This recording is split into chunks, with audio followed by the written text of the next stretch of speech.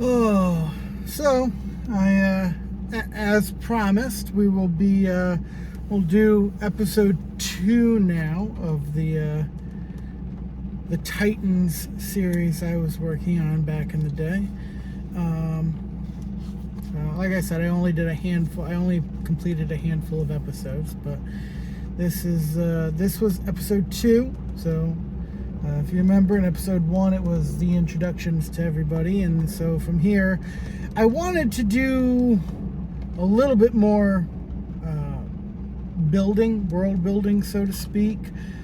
Also wanted to let you get to know the characters just a little bit more. I didn't want to dive into anything too action heavy just yet. It was, I remember that I kind of wanted you to earn the action a little bit. Like, I didn't want. The idea was for it to be mostly character based. So, and again, it was a long time ago that I wrote this, so you can expect a certain amount of cringe for sure. Maybe this episode probably has less cringe than some of the others, but still, it's there. But I was a dumb kid, and also, I was trying to, in the same vein as the animated series, I did want a certain level of cringe, because a certain level of cringe kind of seemed to fit with the characters in question, or I was accustomed to it from the animated. And either way, I'll go right into it. So this is this would have been season 1, episode 2, and I called it Trust Training. Season 1, episode 2, Trust Training. We center on Titan Tower as the sun comes up. We hear Batman's monologue.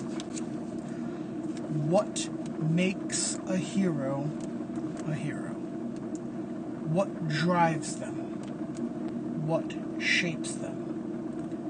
What defines them? Cut to Starfire's room. She sits in front of her mirror, brushing her long red hair. Batman's monologue continues.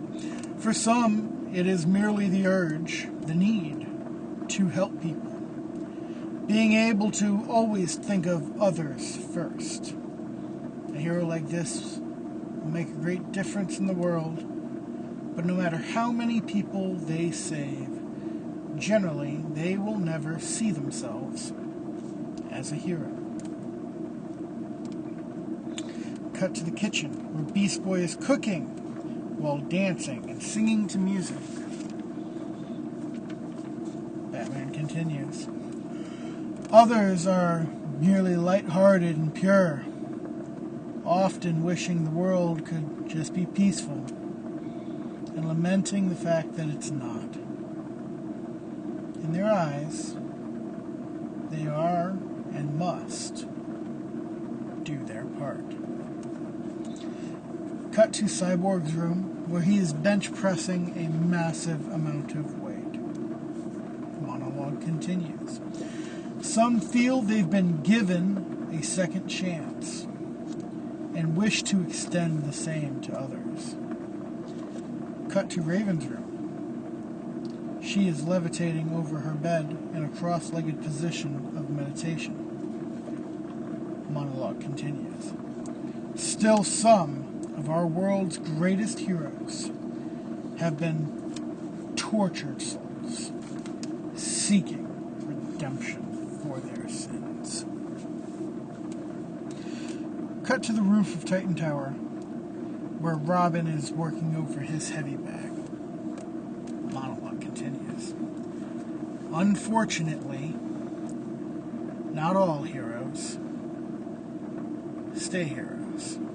Some fall. Some fail. A wise man once told me, you either die a hero or live long enough to see yourself become the villain. In this world, the most dangerous hero is the one who believes himself to be a hero, who refuses to change or to bend. Therefore, he will eventually break. But if he does not break, worse will happen. For as he tries to control it all, as he tightens his grip, and all that he protects and loves slips through his fingers, the day he realizes there is nothing left in his hand,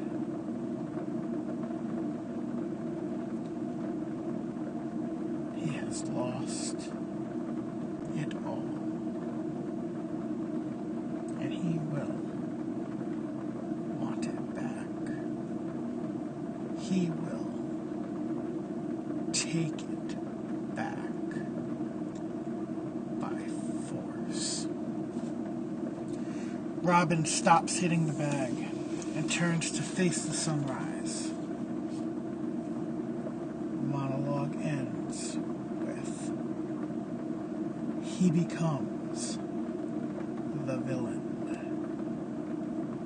We're on the opening credits. We open on the kitchen where Beast Boy has just set the table for breakfast. Slowly the Titans file in. First Cyborg comes in, wiping his brow with a towel. What we got, BB?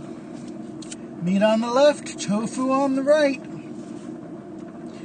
I don't know why you make so much of that crap, man. You're the only one who eats it.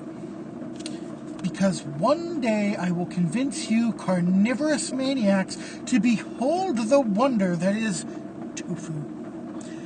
As Beast Boy was speaking, Starfire entered the room. What is tofu?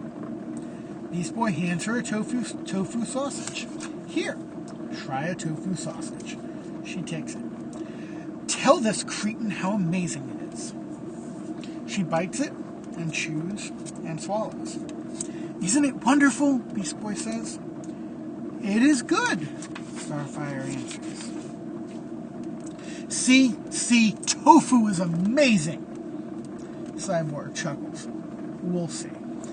Cyborg hands her a real sausage and says, try this one. Starfire tries it and her face lights up. What is that? Starfire said. That, Cyborg says, is a sausage. Starfire says, I like sausage. I am sorry, Green Boy, but sausage is better than tofu. Dejected, Beast Boy says, another one corrupted. Wait a second, did you just call me Green Boy? Cyborg laughs. Starfire nods. You are the Green Boy. And she points at Cyborg. He is the mechanical man. Cyborg, hazing B-Boy, says, you hear that, BB? Mechanical man. Starfire continues. She says, and the others are the Sad Girl and the Masked Man. Beast Boy goes, how about we teach you our real names? I can only imagine Raven's response to being called the Sad Girl. Cyborg laughs. He says, I am Cyborg, and that's Beast Boy. The Sad Girl, her name is Raven, and your masked man is called Robin. Why are they both named after birds? Cyborg is stunned for a moment. He says, I don't know. As they are speaking, Robin enters the room and sits down, grabbing some sausage and bacon. Do you want to try the tofu? Beast Boy says. Cyborg sits across from Robin. Robin says, no thanks, BB. Cyborg says, so what's on the agenda today, boss? Robin looks up from his plate. Well, there are a few things that need doing around here, but We'll wait for Raven. Starfire pipes in with, why are you both named after birds? Robin looks at her for a moment. And he says, well, Raven is Raven's real name. Her and all of her siblings were named after half-spirits. What is a half-spirit? It's a creature that can cross the boundaries of death. It lives in and belongs to both worlds. Animals like wolves, cats, butterflies, and of course, ravens. So Robin is not your real name? Star questions. No, Robin answers. I was called Robin for the first time by my father when I was in the circus. My brother's line broke, and I swung out and grabbed him. My dad said I flew like a robin. So why do you call yourself Robin? Well, I was 12 when I started working with Batman. He was training me at the time, and he had to go to JLA headquarters. And he took me along. When I got there, I remembered meeting Flash, Superman, and Green Arrow, and I thought that was pretty cool. But nothing beat meeting Wonder Woman. She came in and said, so this is the Boy Wonder we've been hearing so much about. Being called Boy Wonder by her wasn't bad, but I didn't really want anybody else doing it. So when we left, I told Batman I wanted to be called Robin. What did he say? He asked if I was afraid he would call me Wonder Boy. Cyborg laughs at this. Robin continues, unfortunately, the Boy Wonder moniker has never completely gone away. So what is your name? Starfire questioned. Robin pauses for a moment, deciding how to answer, and then says, Richard, but you can call me Dick. He indicates the tower around them. Around here, he says. He then points to the outside and says, on the job, it's Robin. Got it? Yes, Starfire says. Raven enters the room, and Starfire says, good morning, Raven. Raven gives her an inquisitive look and says, if you say so. Pull up a chair, Beast Boy says. Not hungry, was Raven's answer. All of a sudden, all eyes turn to Robin. Robin wipes his mouth and stands. Okay, guys, the city was kind enough to lend us this tower that sits on this little island and will probably blow down in the first storm. Now, I'm sure it only took one night of staying here for us all to realize that there are a couple of things that need to be done. First on the list, BB, Psy. I don't know about you guys, but I want a weight room. Hell yeah, Cyborg says. Robin continues. There is a room at the back of the tower that has storage in it right now. Cyborg, I want you to clear it out and set up the weights. What do I do with the junk? Now, the mayor was told to have this place empty, so you can throw the crap away for all I care. Now, the roof of that room leaks, so Starfire, I need you to do some spot welding. What is spot welding? Cyborg will help you, Robin says. Cyborg quietly to Beast Boy says, you bet I will. Robin continues. Beast Boy, I've read your file, and word is you're something of a computer genius. Well, I don't like to brag, but Robin cuts him off. Then don't. The sub-basement needs to be cleared out. After you clear it out, you're going to set up the simulator that's being delivered today. Beast Boy nods. Robin turns to Raven. Raven. She meets his gaze and says, security system? Robin nods. Got it. Raven sighs. Very well. Robin begins to walk away, and Cyborg speaks. What are you doing? Robin says, I'm going to see the mayor. I've been informed he may be a pain in the neck, and I plan on nipping that in the bud. I'll be back.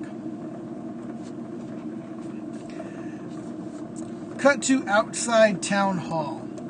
We track in through the mayor's window. We can see the door as the camera angle turns left. We see the mayor sitting at his desk, talking to his laptop. The risks are too high, the mayor says. The voice of the shadow figure comes from the laptop. There are no rewards without risks. The mayor, becoming upset, says the game has changed, and I didn't sign up for this. No, the shadow says, but you did sign up, and there's no turning back. You're not listening to me, damn it! Suddenly, Robin's voice comes from the window. That's funny, because the whole city can hear you. The mayor looked up, startled. We angle, and Robin is perched on the windowsill. Ask me, you let your emotions dictate your actions too much. You must be Robin. Robin enters the office. In the flesh. Yes, well, I do not need a lecture on controlling my temper from a child. Thank you. From where I'm standing, I'd say you do. How dare you? Get out of my office! Not just yet. Robin holds up a red cell phone. Here. He throws the cell phone to the mayor. The mayor catches it. This is in case of emergency. That is how you reach us. I'm also giving one to the local police station. Robin turns to leave. The mayor, angry, speaks. How arrogant are you? You walk around as if you own the town. Well, I've got news for you, my son. This is my city. Robin stops and turns to him. First off, I'm not your son. Second, if this is your city, try making decisions that benefit it rather than your pocket. Robin goes out the window. The mayor looks at the computer. The shadow speaks. Do we have a problem? Maybe, the mayor answers. Well, Mayor, this problem can be solved, but it's going to cost you. The mayor looks at the screen for a moment and says, name your price. The angle whips around until we can see the computer screen over the mayor's shoulder. On the screen is a man wearing a mask, concealed by darkness.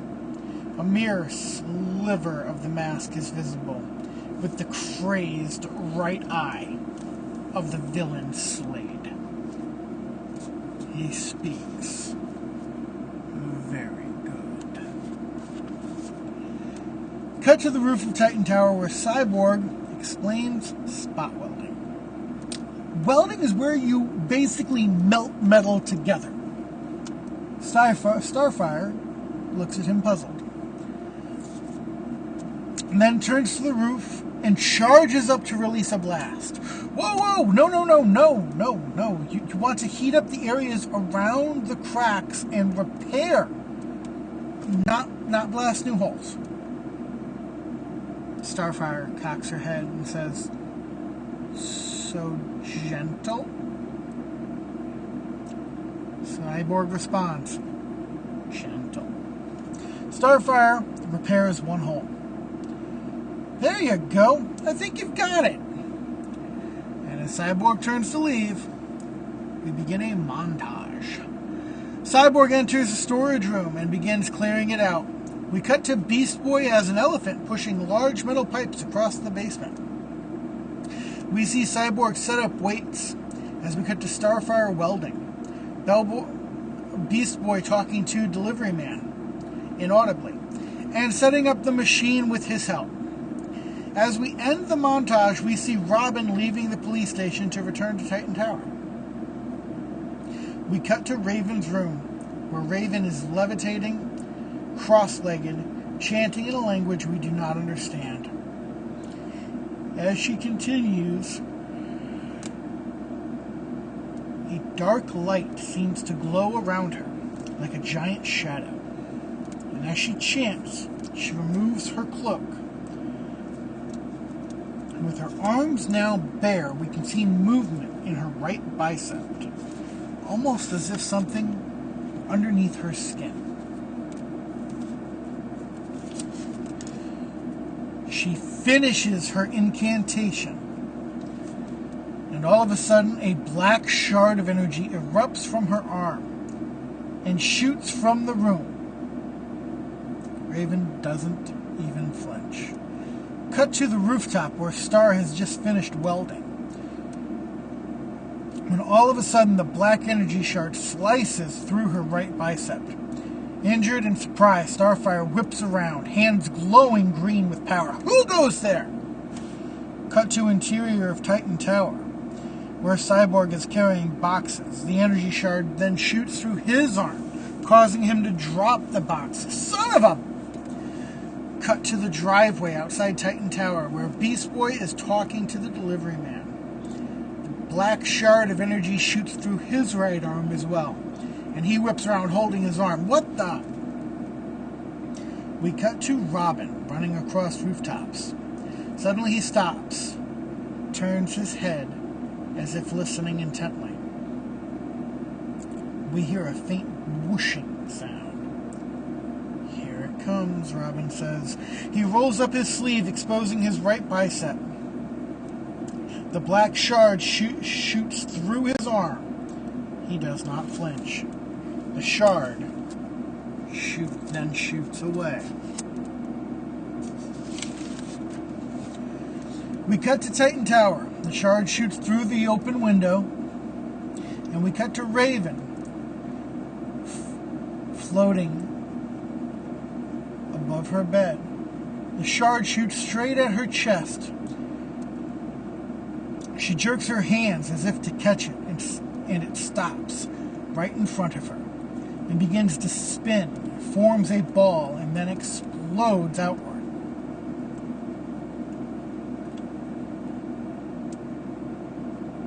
We cut to the driveway where Beast Boy is still shaken by his injury.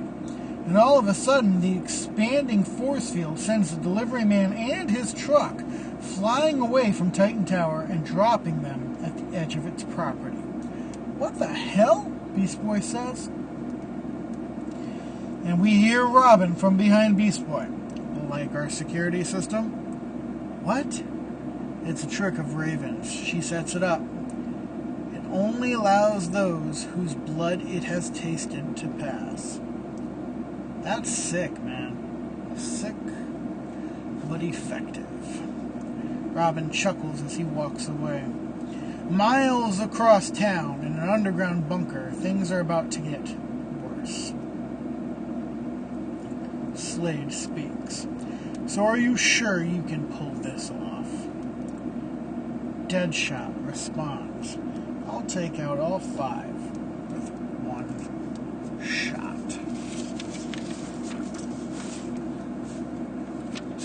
Intrigued, Slade says, prove it. Deadshot pulls out his gun, points it behind him, and fires. He reholsters his weapon, holds his hand out, and says, payment. Annoyed, Slade says, you're kidding. Deadshot says, never about money or blood.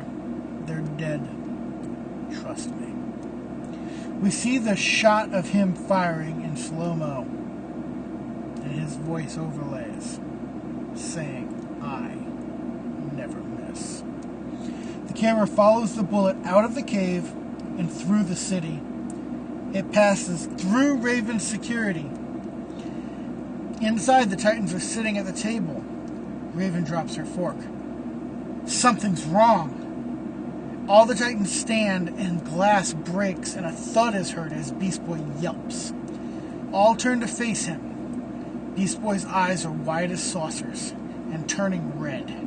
In his arms, they see what looks like a syringe. Beast Boy roars as whatever was in the syringe courses through his veins. Oh, shit, Robin says.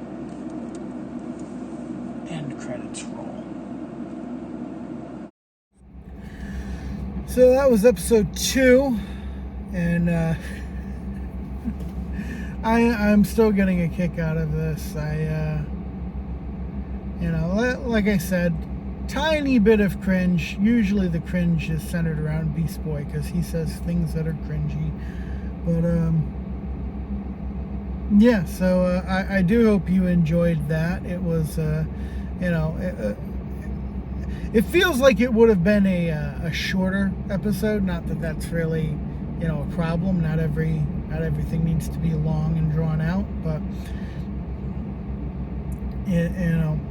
and the whole idea behind the quote unquote security system, because I've read a lot of comics and I don't recall something like that ever actually happening, but I had the idea, and I just thought it was I thought that sequence I had an idea for that sequence, and it was, in my head it was such a cool idea that I decided to write it in there. It's not like anybody. It's not like other people who write shows and stuff. They always take some creative liberty, so I didn't see any problem with it. But I should have said this earlier. But yes, I do not own the rights to any of these characters. This was done for fun, and it is. I am in no way trying to profit off of their copyright. Okay. So now that my ass is covered, I really do hope you enjoyed that, and I hope to see you back again, or for you to see me, rather, for episode 3 when I post that. Okay, awesome. And remember, until next time, I'm Ken Carnage, and Carnage is right around the